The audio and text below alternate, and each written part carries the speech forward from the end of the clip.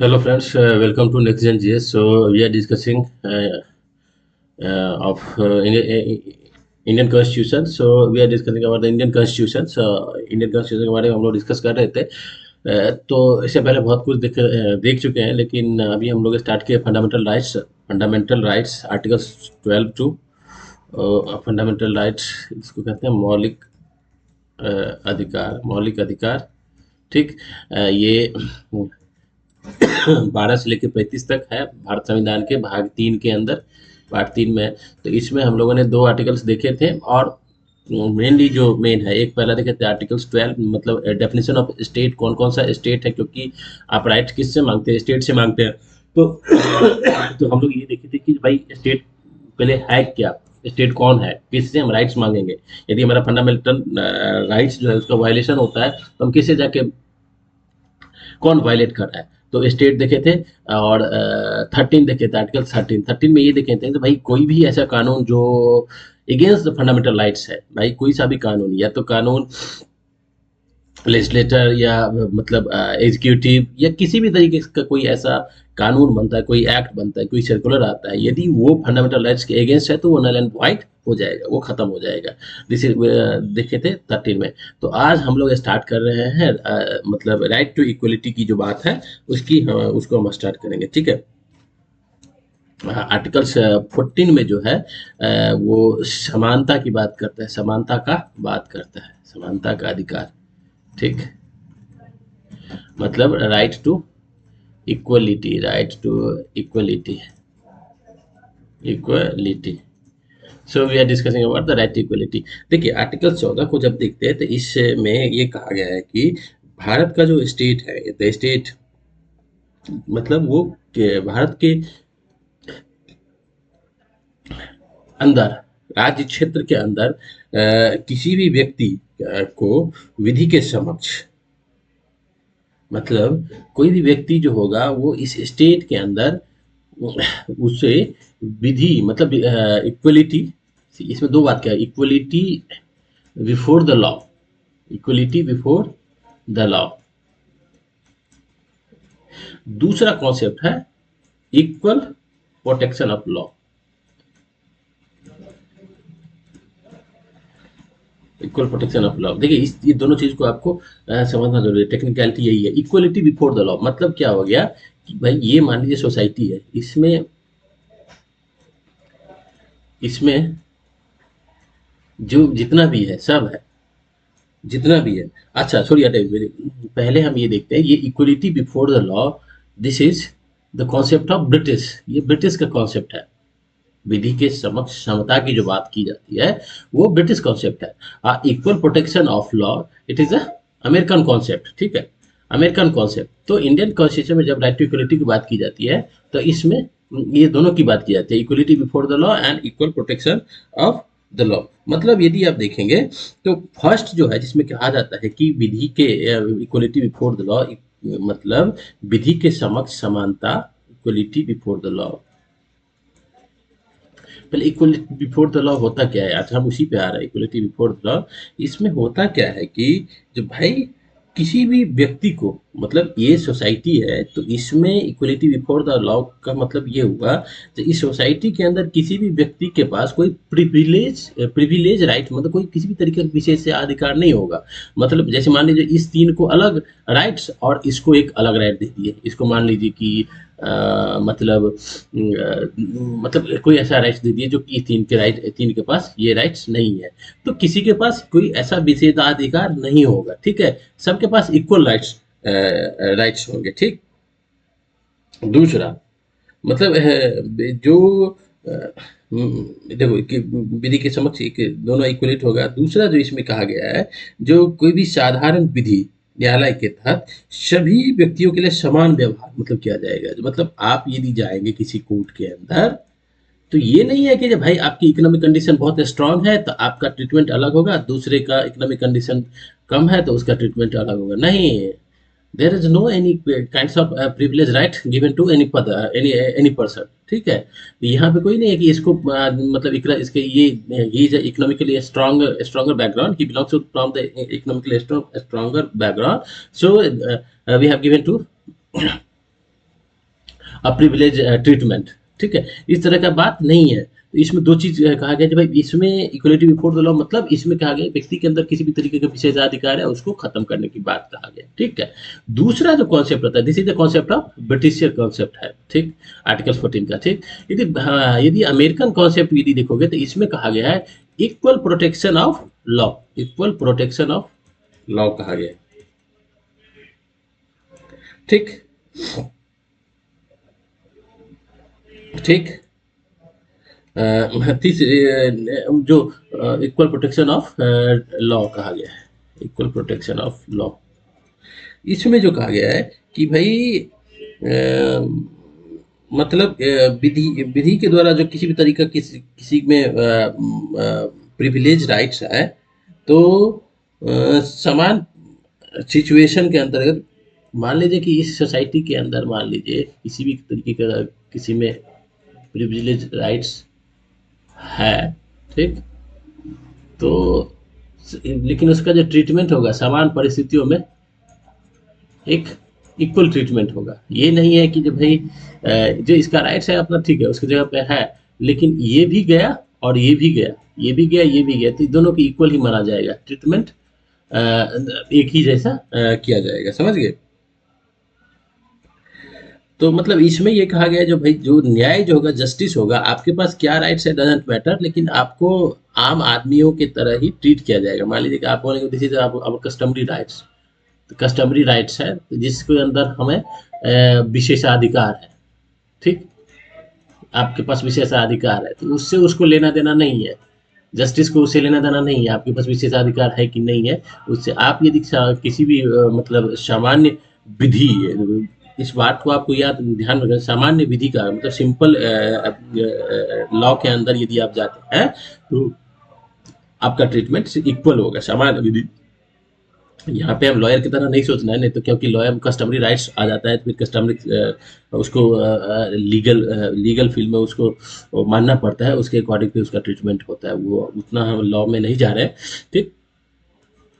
Politic के ध्यान से आप पढ़िए, ठीक है। दो ही कॉन्सेप्ट है यहाँ पर, equality before the law, equal protection of law, दो दो कॉन्सेप्ट यहाँ पे दे रखा गया है।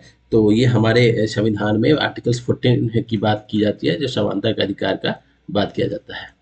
तो आप बोलेंगे भाई समानता का अधिकार है तो इक्वलिटी होना चाहिए सबका, तो इक्वलिटी नहीं है क्या? आप वोटिंग का राइट्स क्या है? सबको इक्वल है भाई। इलेक्शन फाइट करने का राइट्स क्या है? सब इक्वलिटी है। फिर आप बोलेंगे कि रिजर्वेशन 16(4) क्या वो इक्वलिटी को दर्शाता है? हाँ, इक्वलिटी अनइक्वल समाज को, मान लीजिए अनइक्वल समाज है, ये समाज ये अनइक्वल है, तो ये एक इंटरप्रिटेशन है। तो उसमें ये कहा गया है कि जो भाई इसको यहाँ से इसे आगे बढ़ाया जाए, तो ये यहाँ से यहाँ तक बढ़ाने का जो जिम्मा है वो कौन लेता है? स्टेट लेता है। तो ये यहाँ से यहाँ तक ऐड करने का जिम्मा वो स्टेट लेता है, वो रिजर्वेशन के थ्रू लेके आता है, ठीक है। तो वो इक्वलिटी आ जाएगा इसके थ्रू। तो this is a concept of equality. तो देखते हैं, आप देखिए हमारे सोसाइटी में देखोगे तो कॉन्स्टिट्यूशन के अंदर देखोगे तो बहुत सारा ऐसा एक्सेप्शन है जो इक्वलिटी के, जैसे कि आर्टिकल्स 361 देखोगे,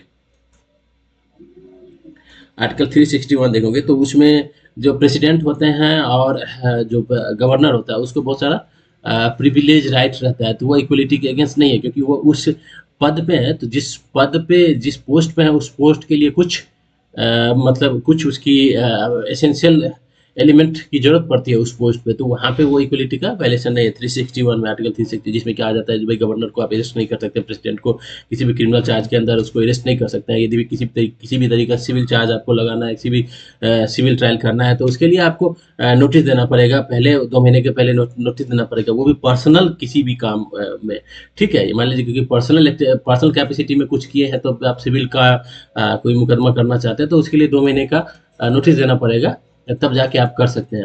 ऑफिशियल कैपेसिटी में कुछ भी किए हैं तो उसमें ना तो आप क्रिमिनल और ना तो ये मतलब ये कर सकते हैं, लगा सकते हैं, ठीक। ये है फिर आर्टिकल्स 105 में आर्टिकल 105 के अंदर पार्लियामेंट के अंदर जो भी मेंबर होते हैं उसको एक प्रिविलेज राइट रहता है, जो आप कुछ भी बोल सकते हैं, ये राइट दे रखा गया है। फिर 191 है,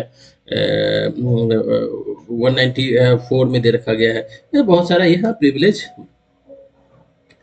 की बात की गई, तो वो इक्वलिटी का नहीं है, इक्वलिटी का अगेंस्ट नहीं है, ठीक है। ये आर्टिकल 14 की बात यहाँ पे खत्म हो जाता है। ठीक है। अब जब आर्टिकल्स 14 के बाद हम जब हम समानता का अधिकार की बात कर लिए, तब आप दूसरा जो आता है वो आता है स्वतंत्रता का अधिकार। ठीक।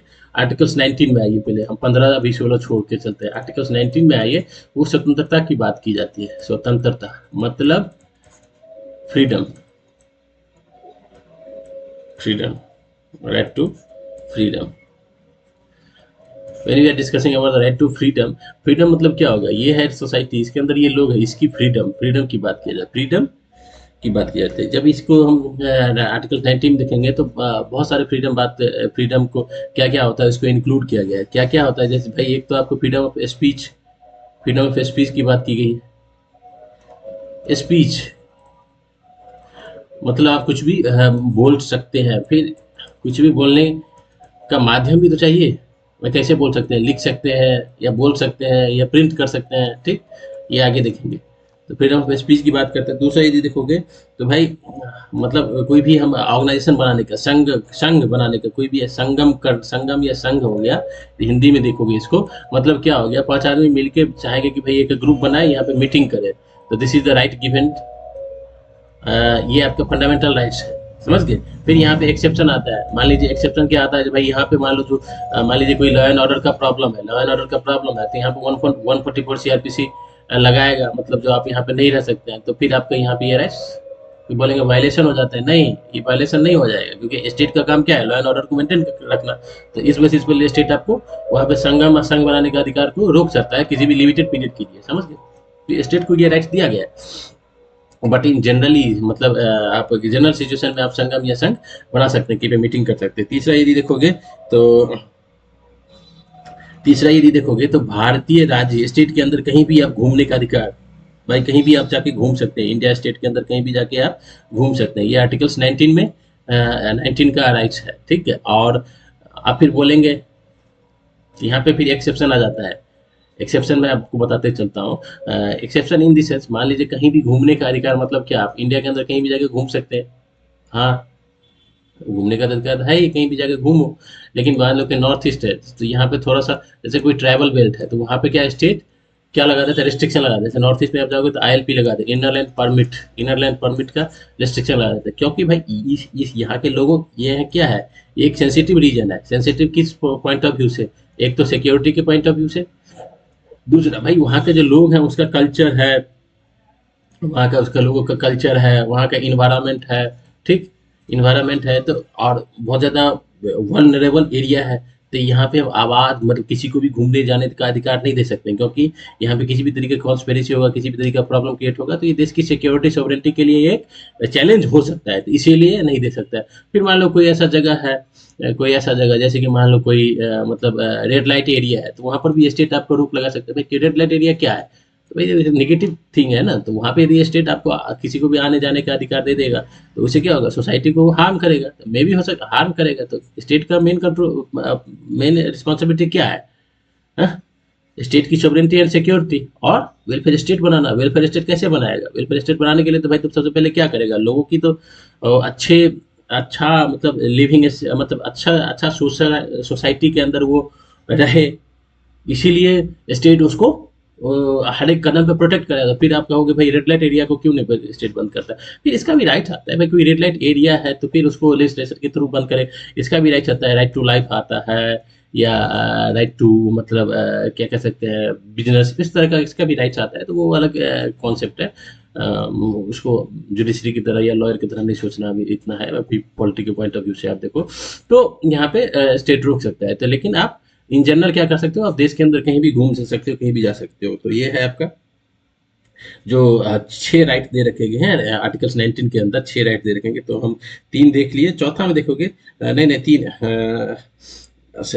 कोऑपरेटिव ये 4 देख लिए। पांचवा देखोगे तो ये कहा गया है कि घूमने या बस जाने का या कहीं पे मतलब लिविंग का राइट्स दे सकता है। देखिए, अब जैसे कि घूमने का राइट्स तो है, चौथा में घूमने का राइट्स दे रखा है, जो भाई कहीं भी आप घूम सकते हैं इंडिया के अंदर। पांचवा में क्या कह रहा है? आप कहीं भी घूमने तो जा ही सकते हैं, भाई कहीं भी आप बस भी सकते हैं, कहीं भी रह सकते हैं। जैसे मान लो कि कोई पंजाब का लोग है, वो यदि चाहेगा तो तमिलनाडु में जाके बस सकता है, ठीक। कोई गुजरात का लोग है, वो यदि चाहेगा बंगाल में जाके तो वहाँ पे घर बना के रह सकता है, ठीक। ये राइट्स तो है। लेकिन फिर बोलेंगे जो भाई जम्मू एंड कश्मीर के अंदर ज़मीन खरीदने नहीं दिया जाता है, या फिर शिमला है या ये उत्तराखंड है। देखो मेन हो जाता है क्या है कि भाई इन जनरल तो आपको ये दे दिया गया है, लेकिन जो आप मान लीजिए कि उत्तराखंड है, तो उत्तराखंड में क्या है, लैंड कैपेबिलिटी बहुत कम है, ठीक है, लैंड कैपेबिलिटी बहुत कम है। दूसरा चीज़ ये क्या है, ये माउंटेन रीजन है। दूसरा ये चीज़ है कि यहाँ के जो इंडिजिनियस पीपल है, उसका भी राइट्स है, उसका भी राइट्स है। तो यदि हम यहाँ पे रिस्ट्रिक्शन नहीं लगाया गया स्टेट, तो यहाँ क्या होगा, मान लो कि यहाँ पे लोग जाके भर दिए यहाँ पे, ठीक है, भर दिए, तो बहुत सारा प्रॉब्लम क्रिएट होगा। जो वहाँ के इंडिजीनियस लोग हैं और जो बाहर से गए हैं, उसके भी जो क्लैशेस हो सकते हैं, कल्चरल क्लैशेस हो सकते हैं, तो प्रॉब्लम क्रिएट हो सकता है। शिमला है, मान लीजिए कि ये हिल स्टेशन है, तो यहाँ पे रिसोर्स क्या है, बहुत कम है। तो वो जो रिसोर्स है, तो उस पे क्या है, वहाँ के जो इंडिजीनियस है उसका राइट्स होना चाहिए। यहाँ पे यदि आवाज़ छोड़ दे, किसी भी तरीके का रिस्ट्रिक्शन यहाँ पे नहीं लगाएंगे, तो ये तो एक हिल स्टेशन है, तो यहाँ पे बाहर से लोग जाके भरेगा, तो यहाँ का जो लोग है, यहाँ का जो लोग है, तो भाई स्टेट का तो रोल ये भी है ना, जो यहाँ के जो इंडिजीनियस लोग है, जो वहाँ का मूल निवासी है, उसके भी तो राइट्स को प्रोटेक्ट करना है ना। तो उसका राइट्स क्या है, उसके लैंड से जुड़ा हुआ है, उसकी ऑक्यूपेशन से जुड़ा हुआ है, वहाँ के कल्चर से जुड़ा हुआ है, तो उसको भी तो प्रोटेक्ट करना जरूरी है। इसीलिए स्टेट उसको प्रोटेक्ट करता है। यहाँ पे कुछ रिस्ट्रिक्शन लगा लगा देता है। जनरल आप चाहोगे तो इंडिया के अंदर कहीं भी जाके घूम सकते हो, कहीं भी रह सकते हो, कहीं भी घर बना सकते हो, ठीक है। तो ये this is under the articles 5, मतलब आर्टिकल 19 के अंदर पांचवा जो प्रोविजन है वो है। छठा ये देखोगे कि छठा, कोई भी मतलब किसी भी तरीके का आप किसी भी तरीके का आप बिजनेस कर सकते हैं, कॉमर्शियल एक्टिविटी कर सकते हैं, ठीक है, व्यापार ट्रेड ये सब करने का राइट्स आपको दिया जाता है छठा में, समझ गए। फिर आप बोलेंगे कि भाई किसी भी तरीके का, फिर इसमें भी स्टेट आपका रिस्ट्रिक्शन लगाएगा ना। आप ट्रेड करेंगे, व्यापार करेंगे, आप इलीगल काम करना स्टार्ट करेंगे, जैसे कि मान लीजिए कि आप ड्रग्स का काम करना स्टार्ट करें, ड्रग्स इधर उधर, तो ट्रेड भाई वो रिस्ट्रिक्शन तो लगाएगा, फिर लगाएगा भाई, क्योंकि ये सोसाइटी इन ला सोसाइटी को हार्म करेगा, ये सोसाइटी को हार्म करेगा, सोसाइटी को कंट्री को हार्म करेगा, ठीक। आप वो काम नहीं कर सकते, तो फिर उस पे स्टेट उस पर रिस्ट्रिक्शन लगाएगा। फिर आर्टिकल 301 से लेके आई थिंक 304 या 307 तक है, जिसमें ट्रेड के लिए सारे प्रोविजन इसमें दे रखा गया। तो इसमें जैसे मान लो कोई स्टेट है, तो वो स्टेट कभी भी डिस्क्रिमिनेट नहीं कर सकता है दूसरे स्टेट के रिस्पेक्ट में, मतलब डिस्क्रिमिनेशन एक्टिविटी नहीं कर सकता। जैसे अपने स्टेट में का जो बिजनेसमैन है उसको बढ़ाने के लिए इससे टैक्स कम लेगा, और ये बाहर से आ रहा है तो उस पर टैक्स बहुत ज़्यादा लगेगा, इस तरह की एक्टिविटी नहीं कर सकता। मतलब इंडिया के अंदर इन जनरली आप कहीं भी व्यापार वृत्ति ये सब कर सकते हैं, बट जो इसके लिए क्वालिफिकेशन होगा वो भी मेंटेन करना पड़ेगा ना। जैसे कि मान लीजिए कि आप फार्मास्यूटिकल में कुछ काम करना चाहते हैं, लेकिन इसके क्वालिफिकेशन तो लगाएगा ना स्टेट, भाई डी फार्मा आप कर रखें कि नहीं कर रखें। तो ये सब चीज़ आपके फ्रीडम में दे रखा गया है, ठीक है। अब देखिए इसमें एक जो आर्टिकल 19 है उसमें संपत्ति के जो अधिकार थे, खरीदने अधिकार, इसको 1978 में 44वें संविधान के तहत समाप्त कर दिया गया था। राइट टू प्रॉपर्टी वाला जो था, ठीक है, राइट टू प्रॉपर्टी जो था उसको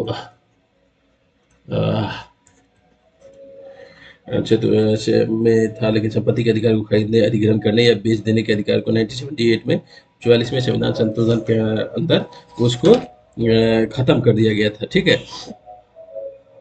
उसको किस में डाल दिया गया, उसको आर्टिकल्स देखिए, जो संपत्ति राइट टू प्रॉपर्टी जो था, संपत्ति का अधिकार, अब उसको किस में डाल दिया गया, उसको डाल दिया गया आर्टिकल्स 300 में, 300 ए में डाल दिया गया।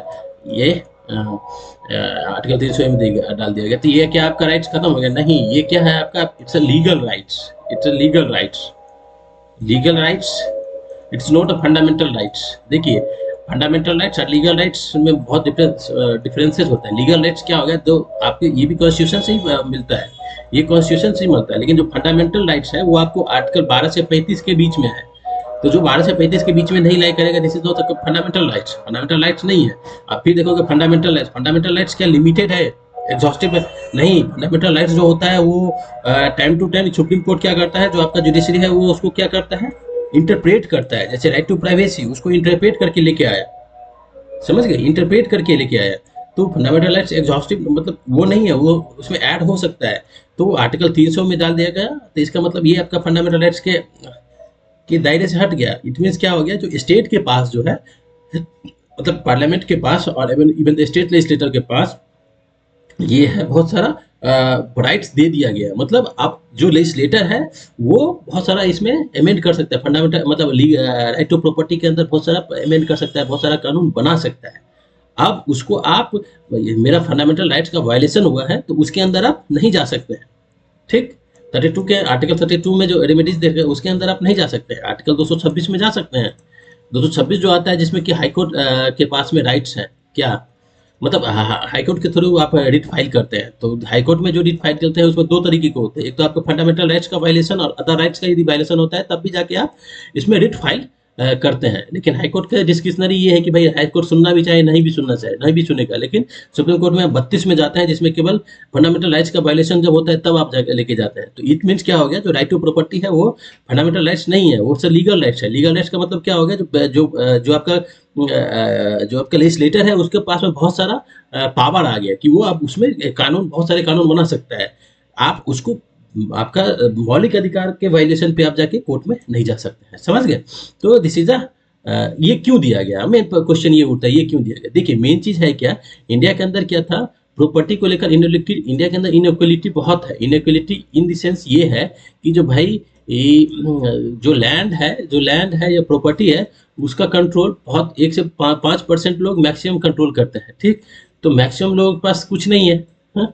अब यदि हम इसको फंडामेंटल राइट्स में रखेंगे तो उससे क्या होगा कि भाई स्टेट किसी भी तरीके का कानून चाहेगा लेके आना चाहेगा, जो भाई मान लो कि तुम 50% रखो, 40% लैंड जो है वो डेवलपमेंट के लिए, डेवलपमेंट मतलब स्टेट के डेवलपमेंट, इट मीन्स रोड बनाने के लिए, इंफ्रास्ट्रक्चर बनाने के लिए, इंडस्ट्री को लगाने के लिए, इसके लिए तुम दो, या फिर लैंड डिस्ट्रीब्यूशन करने के लिए दो। तो आप जा सकते हैं फिर किस में, कोर्ट जा सकते हैं जो भाई ये मेरा फंडामेंटल राइट्स का वायलेशन है, ये संपत्ति का अधिकार, ये संपत्ति मेरा है, इसका वायलेशन है, तो स्टेट के पास में राइट नहीं है कि मेरा संपत्ति ले सकता है स्टेट के डेवलपमेंट के नाम पे, ठीक है।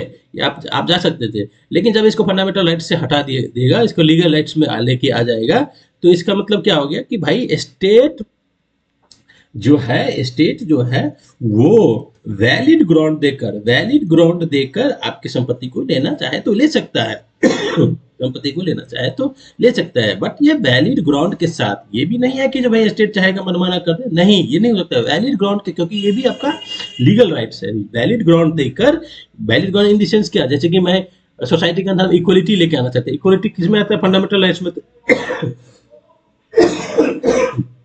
तो वो लेकर आना चाहते हैं, इसीलिए हमें चाहिए।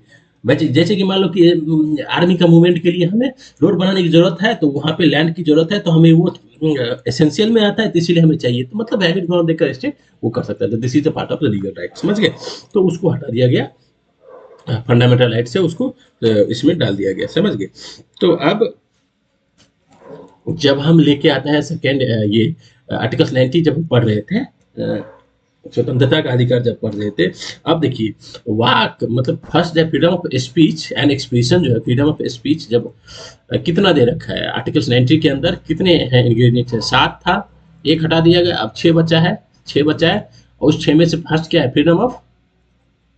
Freedom of speech and expression. देखिए आप freedom of speech and expression के को लेकर जो है, इसमें इसको कैसे आप एक्सप्रेस करेंगे, भाई आपका फ्रीडम ऑफ स्पीच कैसे है, कैसे प्रोटेक्ट होगा, एक्सप्रेशन कैसे प्रोटेक्ट होगा, जब अपने अपने जो अपना जो थॉट है उसको एक्सप्लोर करने का राइट, मतलब उसको आप मतलब एक्सपैंड कर सकते हैं, उसको लोगों के बीच ले जा सकते हैं, ठीक है, फुल करने का राइट। ये नहीं है कि भाई जो इंडिया के अंदर जब कम्युनिस्ट आइडियोलॉजी है तो उसको हम एक्सप्लोर मतलब उसको नहीं बढ़ाने देंगे, ऐसी बात नहीं है। जब तक कि ये कोई सा भी ऐसा आइडियोलॉजी नहीं होना चाहिए जो कि इंडिया के सॉवरेंटी इंटीग्रिटी को खतरा पहुंचाए, पब्लिक ऑर्डर को खत्म करे, कुल मिला के इंडियन सोसाइटी के लिए, इंडिया एज ए कंट्री के लिए, India as a sovereign country के लिए, जब तक वो हार्म नहीं करता है तो आप किसी भी तरीके का, आपको अपने विचारों को उसको आगे बढ़ाने का राइट दे रखा गया है, ठीक है। फ्रीडम ऑफ स्पीच एक्सप्रेशन के दूसरे क्या, फ्रीडम ऑफ प्रेस की स्वतंत्रता की बात कर रहे हैं। प्रेस क्या होता है, third pillar, fourth pillar of democracy. Press को स्वतंत्रता देगा ही नहीं तो जो एग्जीक्यूटिव है या लेजिस्लेटर है वो क्या काम कर रहा है उस पर कोई बैलेंस ही नहीं बना रहेगा, ठीक है, तो प्रेस के पास में ये दे रखा गया है, जो भाई जो एग्जीक्यूटिव स्वतंत्रता की बात करो, जो एग्जीक्यूटिव लेजिस्लेटर जो भी काम कर रहा है, स्टेट के अंदर जो चला रहा है, वो जो काम कर रहा है उसको एक्सप्लोर करे, मतलब उसको जनता के बीच में ले जाए, उसको बताए ये काम कर रहा है, जिससे क्या जनता के पास में फिर डेमोक्रेटिक मजबूत होगा, जनता इससे अंदाजा लगा सके जो फलना ये व्यक्ति है वो अच्छा काम कर रहा है, ये व्यक्ति है अच्छा काम नहीं कर रहा। तो प्रेस का स्वतंत्रता की बात की गई, तो इसीलिए प्रेस स्टेट के अंदर नहीं होगा। यदि स्टेट के अंदर होगा तो फिर स्टेट क्या करेगा, प्रेस को अपने माध्यम से काम करवाए, जो एग्जीक्यूटिव या जो लेजिस्लेटर होगा वो अपने हिसाब से काम करवा लेगा, जब भाई मैं ये काम कर रहा हूँ तुम इसको सपोर्ट में तुम काम करो, जिससे क्या होगा जनता के अंदर मेरा एक सपोर्ट बना रहेगा। फिर यदि बाद में आएंगे फिर वही जनता मुझे फिर इलेक्ट करके भेज देगा, यदि तुम मेरे किसी भी गलत काम को यदि तुम क्वेश्चन करोगे तो उससे मेरा एक इमेज डैमेज होगा जनता में, तो इसीलिए तुम वो मत करो, तो मेरे सपोर्ट करो। तो दिस इज क्या हो गया, ये हो गया ये मतलब ये प्रेस का ड्यूटी नहीं है, प्रेस का ड्यूटी है स्वतंत्रता। स्वतंत्रता मतलब किससे स्वतंत्रता है भाई, तीनों से स्वतंत्रता, न तो लेजिस्लेटर, न तो एग्जीक्यूटिव, न तो जुडिशरी, किसी से उसको लेना देना नहीं है, तीनों से स्वतंत्रता की बात की जाती है, प्रेस की स्वतंत्रता की पे बात की जाती है। ठीक है, उसके बाद एक यदि देखोगे आप तो स्वतंत्रता के अधिकार, फ्रीडम ऑफ ये स्पीच है, इसमें बात जब कर रहे हैं तो फिर फोन टैपिंग को लेकर बताया जाता है, जब फोन नहीं टैप किया जाएगा वो भी फ्रीडम ऑफ स्पीच में ही आता है। मतलब फिर उसके बाद इलेक्ट्रॉनिक्स मीडिया पे किसी भी तरीके का वो नहीं होना चाहिए, किसी भी तरीके का मोनोपोली नहीं होना चाहिए, ठीक, मोनोपोली नहीं चाहिए, क्योंकि इलेक्ट्रॉनिक्स मीडिया भी तो है एक freedom of speech and expression का माध्यम। इस पे यदि मोनोपोली हो जाएगा किसी भी मतलब इसका स्टेट का, तो वो किसी भी राजनीतिक दल या संगठन द्वारा आयोजित किसी भी बंद के खिलाफ, मतलब ये इसमें सब कुछ इंक्लूड किया गया। तो फिर तो हम इसको डिटेल्स में और फ्रीडम ऑफ स्पीच को और एक्सप्लोर करेंगे और हम इसको देखेंगे, तो और ये मतलब क्लियरिटी इसमें आएगी। सो आज के लिए इतना ही फंडामेंटल राइट्स में। फंडामेंटल राइट्स थोड़ा अच्छा चैप्टर है, तो इसको अच्छे से पढ़ने के लिए टाइम चाहिए, केवल हमको फैक्ट पढ़ने से वो नहीं होगा, काम नहीं होगा, हमें कॉन्सेप्ट पढ़ने की जरूरत है। ठीक है, तो thank you for watching it, please like share.